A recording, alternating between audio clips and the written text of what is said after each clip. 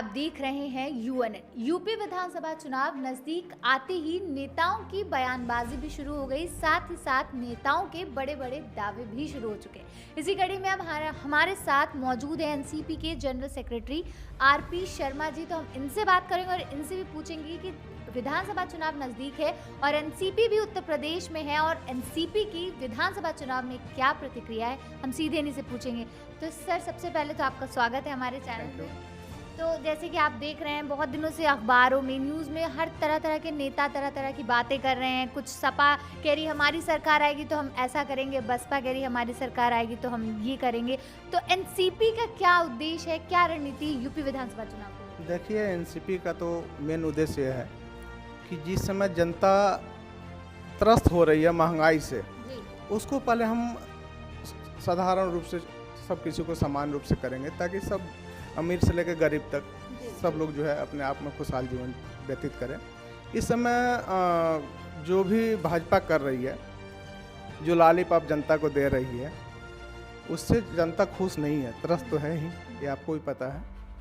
और हम लोग यही करेंगे, शिक्षा से लेकर के मेडिकल से लेकर के सारा कुछ व्यवस्थाएं हम लोग जो है, सरकार हमारी सपा के साथ गठबंधन के साथ में आ रही है। हम लोग पूर्णतः हर जनता को खुशहाल देखना चाहते हैं। बात कर रहे हैं आप महंगाई की, तो जैसे कि पता ही होगा कि पेट्रोल और डीजल के जो दाम थे इतनी ज़्यादा बढ़ रहे थे और लोग उस पर जो विपक्ष था वो लगातार बीजेपी को निशाना साधा था। लेकिन दीपावली आई तो बीजेपी ने दीपावली गिफ्ट समझकर पेट्रोल और डीजल की एक्साइज ड्यूटी के जो दाम थे वो कम कर दिए। तो क्या लग रहा है आपको, वाकई में उन्होंने कम कर दिया या बस चुनाव पास आ रहा है तो चीज़ें कम करना शुरू कर दिया? ये सब चुनावी हथकंडे हैं और कम करने की बात है। आप देखिए, डीजल पेट्रोल का दाम सस्ता हुआ लेकिन गैस का दाम बढ़ गया। तो आम जनता है, जो किसान से लेकर के अमीर से लेकर सब किसी को भोजन चाहिए। जो खाने की चीज़ें महंगाई होती जा रही है, भाजपा सरकार ये कह रही है कि अब मिलावट नहीं हो रहा है, इस वजह से महंगाई ज़्यादा हो गई है। क्या पहले मिलावट होती थी? जिस चीज़ें पर यही सरकार विपक्ष में बैठ करके रोक टोक करती थी, आज उसको सारा कुछ पूरा ये कर रही है। ये चुनावी ही रणनीति है, चुनावी हथकंडे हैं। उत्तर प्रदेश की बात करें, योगी आदित्यनाथ की बात करें, तो अब वो भी करीब है कि यूपी विधानसभा चुनाव में मुख्यमंत्री पद।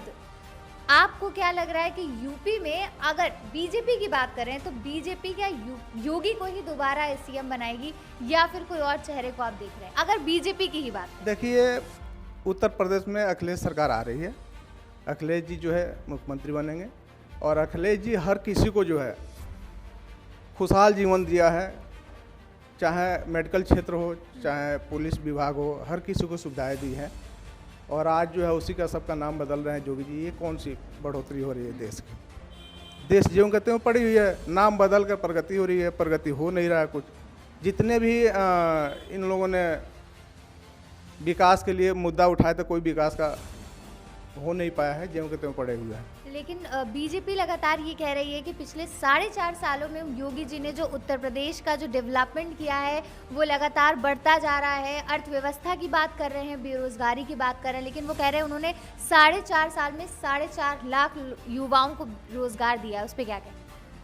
अभी हमारे नज़र में तो युवा, जितने भी युवा है संपर्क में है, वो रोजगार नहीं पा रहे हैं। और योगी जी कह रहे हैं रोजगार दिए, तो योगी जी जो भी पुराने संविदा पर कर्मी दिए थे उसको सब रोजगार में जोड़ दिए हैं।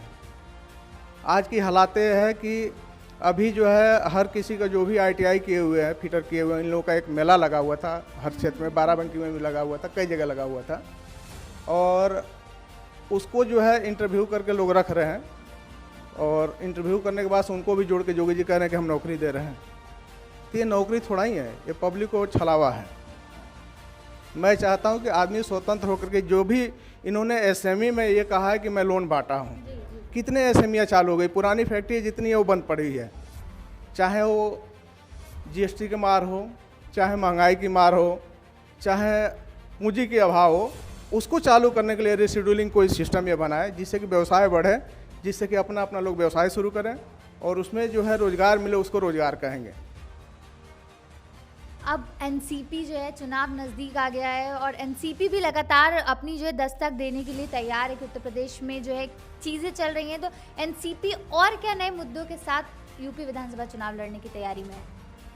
देखिए, हमारी गठबंधन के साथ ही चुनाव लड़ने की तैयारियां हैं और हम लोग का मेन मुद्दा वही है कि विकास हो, विकास के साथ साथ मेडिकल हो, चाहे शिक्षा हो, चाहे इंडस्ट्रियल डेवलपमेंट हो। महंगाई को हम लोग सबसे पहले कम करेंगे, महंगाई ज़रूरी है। जनता के पास काम नहीं है और महंगाई इतनी हो गई है कि कितने गरीब आदमी बिना खाए रात में सो जाते हैं, ये हम लोग देख रहे हैं। इस पे सरकार कह रही है कि हम जो है विकास कर रहे हैं, विकास में सब लोग काम कर रहे हैं, लेकिन कुछ हो नहीं रहा है, सिर्फ छलावा है, इसके अलावा कुछ नहीं है। चलिए, बहुत बहुत शुक्रिया। तो ये थे हमारे साथ जनरल सेक्रेटरी एनसीपी के आरपी शर्मा जी, जिन्होंने यूपी विधानसभा चुनाव में एनसीपी के क्या उद्देश्य हैं वो बताया, साथ ही साथ उन्होंने जो मौजूदा सरकार है उसके बारे में भी अपनी राय रखी। और जैसी भी अपडेट्स रहेंगी एनसीपी से जुड़ी हम आप तक पहुंचाते रहेंगे, इसलिए देखते रहिए URN।